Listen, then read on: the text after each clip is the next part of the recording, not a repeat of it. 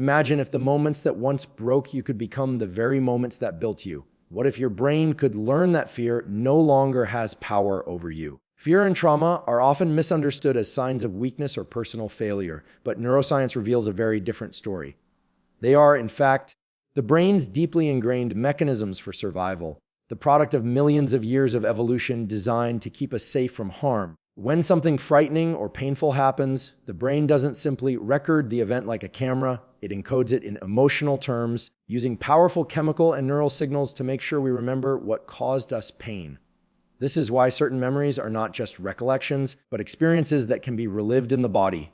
The heart races, muscles tense, and breathing changes. These are survival responses, not flaws. At the core of this system lies the amygdala, a small almond-shaped structure in the brain that acts like an alarm center. It continuously scans the environment for signs of threat and reacts faster than conscious thought can intervene. When danger is detected, whether it's a car speeding toward you or a harsh tone that reminds you of a past trauma, the amygdala activates the body's fight or flight response. This immediate surge of stress hormones prepares you to act, often before you even know why.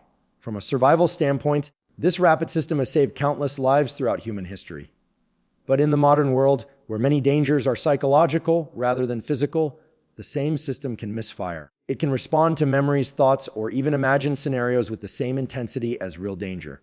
This is why trauma can feel inescapable. The brain is not distinguishing between what's happening now and what happened before. It is protecting you based on stored information. Every time a trigger appears, a sound, a place, a face, the nervous system reacts as though the original threat has returned. Over time, this pattern can shape behavior, avoiding people, suppressing emotions, or shutting down entirely. Yet these reactions come from a brain that is trying to help. It isn't broken, it's overprotective. The key insight is that these protective mechanisms are adaptive. They form because the brain learns from danger. Fear is a learned response meant to prevent pain from recurring. When you experience trauma, your brain encodes not just the event, but also the context, the sights, smells, sounds, and sensations that surrounded it. Later, when any of those cues appear, the brain triggers the same physiological state to prepare for defense. This process is efficient but not precise. It errs on the side of caution because survival depends more on false alarms than missed threats. Understanding this changes how we view ourselves and others who struggle with fear or trauma. Instead of labeling these responses as weakness or instability, we can see them as evidence of a system doing exactly what it evolved to do: protect life. The feelings of panic, avoidance, or emotional numbing are all extensions of an ancient biological instinct, the brain's attempt to ensure that we don't repeat past harm. By recognizing fear and trauma as protective rather than pathological, we can approach healing not with shame or resistance, but with understanding and respect for the brain's remarkable capacity to guard us. The brain's fear circuits, particularly those involving the amygdala, are not static. They are dynamic networks capable of being modified, rewired, and reshaped by new experiences. The amygdala plays a central role in detecting and responding to threats, but it does not operate alone. It works in concert with the hippocampus, which provides contextual memory, and the prefrontal cortex, which is responsible for rational thinking and decision-making. Together, these regions create a balance between instinctive reaction and conscious control. When trauma or repeated fear experiences occur, this balance can shift. The amygdala becomes hyperactive, sending constant danger signals, while the prefrontal cortex's ability to regulate those signals weakens. This imbalance makes fear responses automatic, overwhelming, and resistant to logic or reassurance. Modern neuroscience has demonstrated, however, that this circuitry is not permanently fixed. Through processes collectively known as neuroplasticity, the brain has the capacity to form new connections and modify old ones based on what we repeatedly think, feel, and do. In the case of fear, this means that the pathways linking certain stimuli to alarm responses can be weakened or replaced with new associations. When someone re-encounters a trigger in a safe, calm state, neurons in the amygdala begin to encode a different pattern of activity. Over time, repeated safe exposures teach the brain that the situation no longer predicts danger. The emotional charge of the memory fades, not because the event is forgotten, but because its meaning has changed in the neural map. Laboratory research has shown that when fear memories are recalled, they enter a temporary state called reconsolidation. During this window, the memory is unstable and can be altered before it is stored again. This means that when a fearful memory is revisited while a person is calm and supported, the emotional content attached to it can be reduced or even replaced with feelings of safety and control.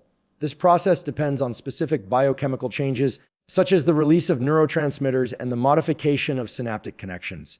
It is not a metaphorical rewiring, it is a literal restructuring of neural networks. Functional brain imaging supports this understanding.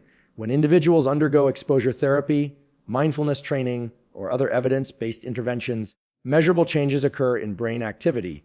The amygdala shows reduced reactivity, while the prefrontal cortex strengthens its inhibitory control. This shift indicates that the brain is learning to regulate itself more effectively. It is reclaiming the ability to distinguish between real threats and false alarms. What was once an automatic fear circuit becomes a flexible, adaptive system again. This discovery transforms how fear and trauma are approached in both therapy and daily life. It proves that emotional suffering is not a permanent feature of the brain, but a temporary wiring pattern shaped by past experience. With intentional practice, attention, and emotional regulation, these circuits can be modified. The amygdala can quiet, the prefrontal cortex can regain authority, and the hippocampus can recontextualize memories in a way that restores perspective. The brain, far from being locked into old responses, is capable of reprogramming itself through experience and awareness. Neuroplasticity is the foundation of the brain's ability to adapt, learn, and reshape itself throughout life. It refers to the capacity of neural circuits to change their structure and function in response to experience, behavior, thought, and emotion. For centuries, scientists believed that the brain became fixed after childhood, that its wiring was permanent once development ended. Modern neuroscience has overturned that belief entirely. It is now understood that the adult brain remains highly malleable, capable of forming new synaptic connections and pruning old ones, depending on what we repeatedly do, focus on, and feel. This means that emotional memories, including those associated with fear and trauma, are not etched in stone but are constantly being revised by ongoing experiences. When a person experiences a traumatic event, the brain encodes both the factual details and the emotional intensity of the experience. These are stored across multiple brain regions. The amygdala tags the memory with emotional significance, the hippocampus provides the contextual framework, and the prefrontal cortex helps organize and interpret the event. Over time, when similar cues appear, the brain retrieves that network of memories and emotions, often triggering the same physiological responses. However, because of neuroplasticity, this process can be interrupted and reshaped. When a fearful memory is recalled under safe and calm conditions, it temporarily becomes unstable, a phase called reconsolidation. During reconsolidation, new information can be integrated, allowing the brain to update the emotional meaning attached to the memory. This updating process is at the core of emotional healing. It demonstrates that trauma does not have to be erased to lose its power. By repeatedly pairing a previously feared stimulus with safety or calmness, the brain learns that the old association is no longer valid. This is not suppression or denial, but a genuine rewriting of neural connections. The old fear pathways weaken through a process known as synaptic pruning, while new, non-fearful pathways strengthen through repeated activation. Over time, this shift alters how the brain responds not just to the original trigger, but also to related experiences. Research in both animal and human studies has shown that practices such as mindfulness, exposure therapy, and certain forms of cognitive training enhance neuroplasticity. They create conditions in which the brain can safely revisit old patterns and replace them with adaptive ones. Molecularly, these changes involve the regulation of neurotransmitters like glutamate and GABA, the activation of growth factors such as BDNF, and the remodeling of dendritic spines, the small structures that form connections between neurons. These biological processes collectively reshape the brain's communication network, allowing emotional learning to evolve from one state to another. What emerges from this understanding is that emotional memory is not a fixed recording, but a living system of connections that can be influenced by attention and experience. The brain does not merely store the past, it continually interprets and reconstructs it based on present conditions. This capacity for revision gives human beings the profound ability to transform how they relate to fear, pain, and memory through deliberate and consistent engagement with new, safer experiences. Controlled breathing and calm exposure are two of the most effective ways to reopen the brain's learning pathways and allow fear memories to be reprocessed. The nervous system operates as a feedback loop between the body and the brain, meaning that what happens in one influences the other. When the body enters a state of calm, it signals safety to the brain, which in turn changes how information is encoded and stored. This physiological safety opens a window in which neuroplasticity can occur. During this period, the brain becomes more receptive to new experiences, making it possible to revise associations that once triggered anxiety or fear.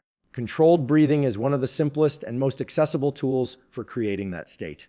By consciously slowing the breath, especially through longer exhalations, the body activates the parasympathetic branch of the autonomic nervous system. This system functions like a biological brake pedal, slowing heart rate, reducing stress hormones, and shifting the body away from the fight or flight response. When fear is triggered, the sympathetic nervous system takes over. Heart rate spikes, breathing quickens, and attention narrows. This is the body's way of preparing for immediate action, but it also shuts down higher reasoning and makes it difficult to process information clearly. Controlled breathing acts as a countermeasure. When practiced consistently, it not only calms the body in the moment, but also trains the brain to interpret physiological signals of calm as evidence of safety. Over time, this builds resilience and increases the threshold for what activates the stress response. The deliberate act of slowing the breath sends a bottom-up signal from the body to the brain, effectively telling the amygdala that the environment is not dangerous. This reduces the likelihood of overreactive fear responses and allows the prefrontal cortex to reassert control over emotional processing. Calm exposure builds upon this physiological foundation. Instead of avoiding triggers, the individual intentionally approaches them while maintaining a regulated state. This combination of exposure and calm is critical because it allows the brain to experience the feared situation without confirming danger. The old neural association, stimulus equals threat, begins to weaken. Each time the person remains calm in the presence of the trigger, the brain records new data, the situation is tolerable, and safety is possible. The key is that the brain learns through contrast. It updates its predictions when the expected outcome, such as harm or panic, does not occur. Controlled breathing during these moments enhances the learning effect as it keeps the body within a safe physiological zone while the brain engages with the old fear pattern. Modern neuroimaging studies show that calm exposure reduces amygdala activity and strengthens connections between the prefrontal cortex and the limbic system. This strengthens top-down control, meaning that conscious awareness can increasingly modulate instinctive reactions. The more frequently this process is repeated, the more permanent the neural changes become. Eventually, the brain no longer links the trigger to danger, but to calm neutrality. Controlled breathing and calm exposure thus serve as tools for reshaping the fear response, allowing new, adaptive pathways to form within the brain's emotional circuitry through consistent, deliberate practice and repetition. The parasympathetic nervous system is the body's built-in mechanism for restoring balance and signaling safety after stress. It operates in opposition to the sympathetic system, which drives the fight or flight response. When the parasympathetic system is activated, heart rate slows, breathing deepens, and digestion resumes, functions that are often suppressed during moments of threat or anxiety. This system is primarily mediated by the vagus nerve, a long cranial nerve that connects the brain to many internal organs, including the heart, lungs, and digestive tract. By influencing these systems, the parasympathetic network communicates to the brain that the environment is safe, reducing the physiological intensity of fear and anxiety responses. This process plays a central role in weakening conditioned fear patterns and restoring a sense of calm control. The brain constantly monitors signals from the body to determine whether it is in danger or safe. This process, called interoception, allows the brain to interpret changes in heart rate, breathing, and muscle tension as indicators of threat or tranquility. When the parasympathetic system is dominant, these internal cues reflect stability and calm, leading the amygdala and other limbic structures to reduce their level of activation. As the amygdala quiets, it stops broadcasting strong alarm signals to the rest of the brain. The prefrontal cortex, which governs reasoning and decision-making, then regains influence over behavior. This shift from reactive to regulated processing creates a neurological state where learning, memory reconsolidation, and emotional integration can occur. In this way, the parasympathetic response does not merely calm the body, it directly reshapes how the brain encodes and responds to emotionally charged experiences. Breathing patterns are one of the most direct ways to engage the system intentionally. Slow, rhythmic breathing, especially when exhalations are longer than inhalations, has been shown to increase vagal tone, a measure of parasympathetic strength. When practiced regularly, such breathing alters baseline nervous system activity, making it easier to recover from stress and maintain composure in challenging situations. The brain learns to associate these bodily states with safety, gradually replacing old fear responses with new ones rooted in calm awareness. This biological feedback loop demonstrates that emotional regulation is not purely psychological, it is physiological, driven by the interaction between body and brain. In therapeutic and real-world settings, intentionally activating the parasympathetic system allows individuals to confront fears without being overwhelmed. It creates the physiological foundation for processes like exposure therapy, mindfulness practice, and trauma recovery. The ability to remain calm while revisiting difficult memories or environments ensures that the brain receives consistent signals of safety over repeated experiences. This consistency teaches neural circuits that the old threat no longer exists. The amygdala reduces its sensitivity to triggers, while the hippocampus and prefrontal cortex strengthen their ability to provide context and reason. Gradually, the emotional charge associated with fear-inducing stimuli diminishes as parasympathetic signaling becomes the new default response to previously threatening cues. This demonstrates how deeply intertwined body and mind are in shaping emotional recovery through the biology of safety and calm regulation. Repeated safe experiences have the power to reshape the brain's internal wiring and rewrite the emotional stories it tells. Each time the brain encounters a situation it once associated with fear but experiences it without harm, a new pattern begins to form. This process works through the principle of prediction error. The brain constantly predicts what will happen next based on past experiences, and when reality does not match the prediction, it updates its model of the world. In the context of fear, if a previously threatening stimulus no longer leads to pain or danger, the brain gradually adjusts its expectations. Over time, the emotional charge attached to that memory diminishes because the nervous system learns that the feared outcome is no longer relevant. These repeated safe exposures signal that the environment has changed, allowing old neural associations to weaken and new, more adaptive ones to strengthen. The hippocampus, which is responsible for context and memory, plays a critical role in this transformation. It helps the brain distinguish between past and present, ensuring that a cue once linked to danger is now recognized as neutral or even positive. When paired with the regulatory control of the prefrontal cortex, which helps interpret experiences rationally, the hippocampus ensures that new information replaces outdated threat responses. The amygdala, which initially encoded fear, begins to respond less intensely because it is receiving constant feedback that the situation no longer poses risk. This ongoing communication between brain regions creates a gradual, cumulative change in how experiences are processed and stored. Repetition is crucial because the brain learns through consistency. One moment of safety may not be enough to override years of conditioning, but many moments of safety can. Behaviorally, this process can be observed in individuals overcoming phobias, trauma-related avoidance, or chronic anxiety. A person who consistently engages with situations they once avoided while remaining calm and present teaches their nervous system that survival is not at stake. This learning is not abstract but deeply biological.